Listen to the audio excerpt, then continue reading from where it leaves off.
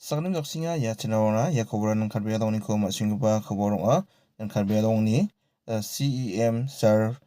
tuliram ronghangni noko wan suanga ha dan hanggar striko takimang mamangchangija ringija diman kaniko takangachim yan karbirangni ako pilchina kata ba karbirangni arango illegal songdongba manderangko ba non travel manderang ba karbirangni arango songdongbarang bangaha warangko epikson kanagata ba travel manderangni ba karbe manderangni namgnirangko wamangni matnan nanggnirangko diman kaanirangko chinagata ba non travelangni karbirangni arangko seki wanganiko wamang epikson kanagata nabengachim warangni gmono asamni CM Sar Hemanto bisa kemani takibaktarangko asma kenana damangen bibien wamang epikson kaanirangko diman kainga ba kanaba nanga jengonggen chimuba wamangba courtni orderko managata nanga ba courtni order gile skatang epikson kanarangda manja ba hangar strike kagba manderangko gauhatina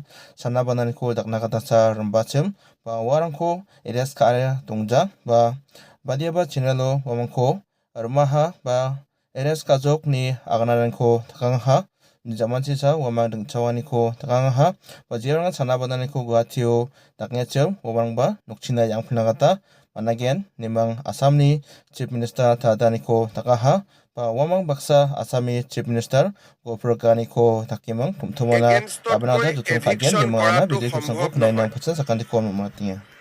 কিন্তু স্বাভাৱিকভাৱে আসাম লোকে এইটো বিচাৰিছে যে immediate eviction হ'ব লাগে এই ক্ষেত্ৰত আমৰণ অনশন কৰি আছিলে যেতিয়া স্বাস্থ্যৰ অৱনতি ঘটিলে আমি তেওঁলোকক গুৱাহাটী মেডিকেল কলেজলৈ লৈ আহিলোঁ তাতে এটা বাতৰি কোনোবাই উলিয়াই দিলে যে আমি তেওঁলোকক গ্ৰেপ্তাৰ কৰিছোঁ কোনো গ্ৰেপ্তাৰ কৰা হোৱা নাই চিকিৎসাৰ কাৰণে অনা হৈছিলে ডিজিপি তাতে আছে ময়ো সকলোৰে লগত কথা পাতি আছোঁ আৰু যিসকল মেডিকেলত আছিলে তেওঁলোক এতিয়া ঘৰলৈকে ঘূৰি যাব আৰু মই ভাবোঁ যে বিষয়টো আমি আলাপ আলোচনাৰ মাজেৰে আমি ইয়াক নিষ্পত্তি কৰিব পাৰিম কাৰণ হাইকোৰ্টৰ ৰায় এটাৰ বিপক্ষে আমি কিবা এটা কৰিম বুলি ক'লেও কৰিব নোৱাৰোঁ কিন্তু আমি একেলগে হাইকোৰ্টত কথাটো আলোচনা কৰিব পাৰোঁ বা এক্ৰছ দ্য টেবুল বহি আমি আলোচনাও কৰিব পাৰোঁ মন্ত্ৰী ৰনোজ পেগু তালৈকে গৈ আছে আৰু ডিজিপি ইতিমধ্যে তাত উপস্থিত হৈছে মই ভাবোঁ যে ঘটনাটো আমি নিয়ন্ত্ৰণত আনিব পাৰিম আৰু পৰৱৰ্তী সময়ত যিসকলে এইটো আন্দোলন কৰি আছে তেওঁলোকৰ লগত মই নিজেও কথা পাতিম মোৰ বিশ্বাস আছে যে আমি সমস্যাটো আলাপ আলোচনাৰ মাজেৰে সমাধান কৰিব পাৰিম